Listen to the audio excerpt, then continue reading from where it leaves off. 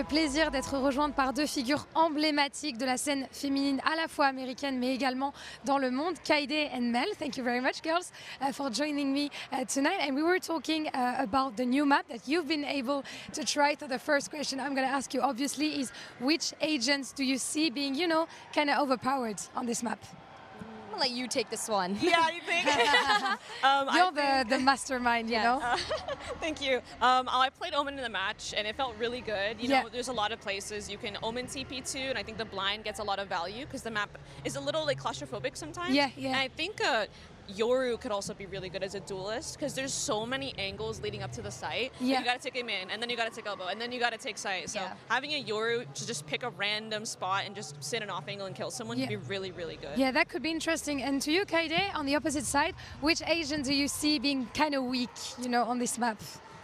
Honestly, it's kind of hard to say right now because I feel like they ran a double initiator and it was really, really good. Yeah. And then I was thinking, I feel like double Senti would be really, really good on that map. I agree. So it's hard to say exactly which agents are going to be weak per se, but I don't know. I'm really excited to see when people start playing ranked and like cooking everything, like how it's going to be. But that's what I'm going to ask you. Do you see the Reyna, Jack, Clove work on this map? Because that's what we've been getting in ranked for the past month. So I think people are still going to try, obviously. They will. People in ranked, for sure. People in ranked, you know. But honestly, I think Jet is like really, really good on that map, honestly. But I really hope people don't pick Clove. I just don't see it working really well, to be honest. Same. And I agree, the map is pretty wide and pretty big, so I think it wouldn't be the best agent indeed. And maybe that's a bit of a noob question, but do you feel like the map is more like defensive or attacker? I don't know. It's hard. It's hard to say. Yeah. I feel like it should be like defense sided because there's so many angles on the sites. Yeah. Yes. It's such deep sites. But I feel like the attack, like when you're taking advantage of mid control, like when you guys were taking mid, it did feel really mid. awkward. Yeah. It felt very strong for you. It is, I think it depends on the sites, to be honest. Yeah, definitely. Yeah, but yeah, honestly, abusing mid is probably like my #1 tip that I can give for success for attack.